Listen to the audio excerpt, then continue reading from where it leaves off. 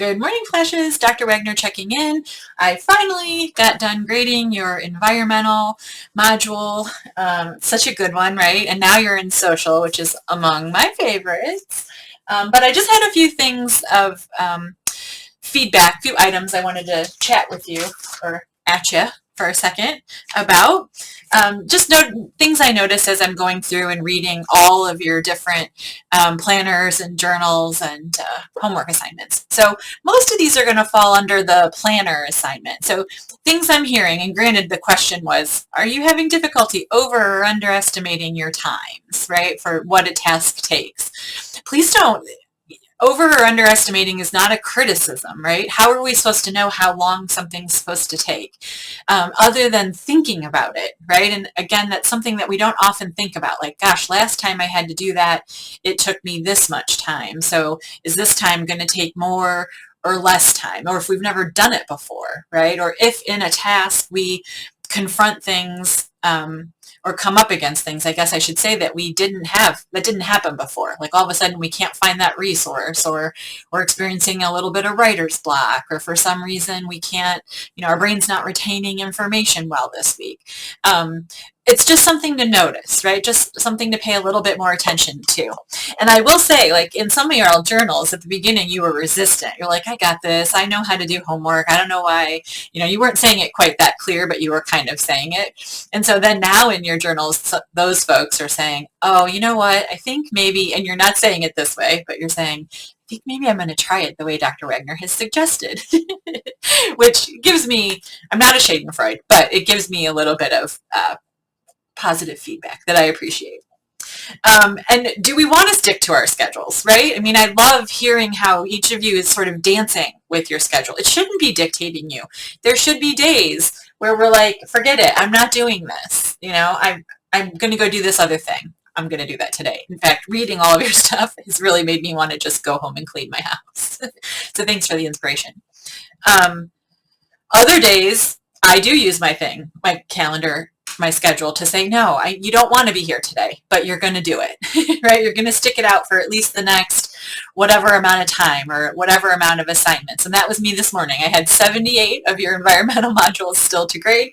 And I said, I'm staying in until I get all of those graded. And then I'm going to go home and clean my house. So in any case, and it is fall break, right? Almost, but I'll be in the rest of the week, unfortunately for me. In your planners too, you're all talking about color coding, and when I've seen your pictures, you've been color coding courses, which I think is a great start, says the chick with way too many markers and pens and things that have all different kinds of colors. Just one example. What about, and some of you are talking about this, so I want to share it, but also think about some and add some things. What about like a red, yellow, green coding, right? Like this is going to be not fun, or this is going to take more time versus I'm not sure about this versus easy tasks. I know on some of my hardest days, I'll write a to-do list of the most simple thing just for the satisfaction of checking it off. And it sounds adolescent, like giving ourselves a sticker, but some days we need a sticker. Like adulting is hard. If you haven't already taken Dr. Axiotis' adulting class, stickers can be helpful. And I have adulting stickers. So ease or difficulty, I said, red, yellow, green. What about interest? Like, ooh, I really am excited to do this. Some of you are working on things that you have a passion for. And then some of us were in classes or we're having to do assignments where we're like, really? Right? And so can we splice those into each other so we have some of the rewarding work and some of the less rewarding work, or times where we feel like we're highly functional and we can really commit, that we do those high demand tasks versus days when we're not really feeling it, where we're literally, I'm not going to lie, there have been days where I put brush my teeth on a list, floss, check, right, just so I could check it off. The struggle is real. Or the certainty, color coding, like I'm confident this is only going to take this amount of time, or I'm not sure, so I need to maybe give myself a buffer, or move those things earlier in our planner. So if they take longer, we just give it another punctuation of time. I love us talking about working with our planner and not for, right? Or against. Like, again, who's in control of your time? The point is for you to get in control of your time. And so the planner is not meant to control you. It's meant to just keep your awareness somewhere, right? Some of you need it. You need to check in a little bit more than others. Everyone's different about where is my time? Because again, reasoned action plan behavior, right? If we're not thinking about, if we don't have an intention for our day, the likelihood of getting those tasks done is less. That doesn't mean take a day with no intention or a specific intention of not working on that list, right? But if we constantly are lacking in intention to do something other than that due date, right, then we can procrastinate, we can not think about it, we can get lost, we can forget, and there's where some of our stress can be increased.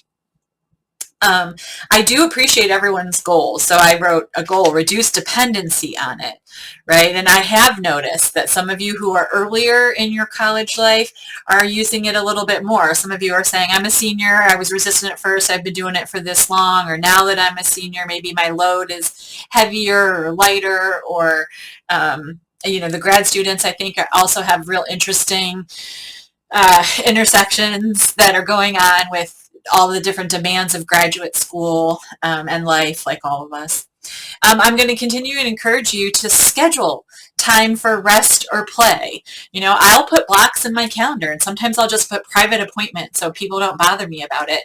But it might be just that I need a minute or 60 minutes, or more than 60 minutes to not have something on my schedule and to not have someone at the last second adding something to my schedule, actually owning that chunk of time and then doing with it whatever I need to do or I want to do, which could be nothing.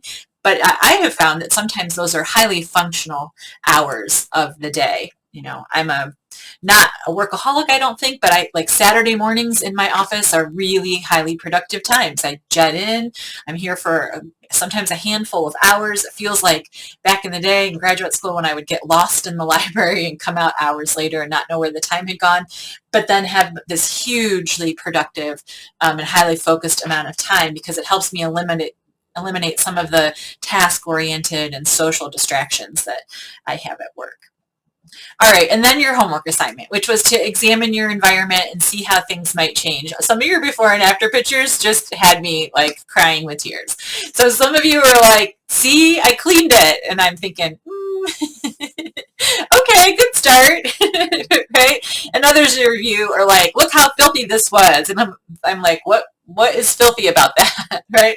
The point is that my judgment is not relevant or meaningful. It's how did it affect your change, right? And then side note, did you ever think you'd actually get college credit for, partial college credit? The whole class isn't about cleaning your room or doing your dishes, but there you go. And I'm saying, like, keep up the good work. Like, again, giving you an audible verbal sticker. But really good stuff. And like I said, social is my favorite.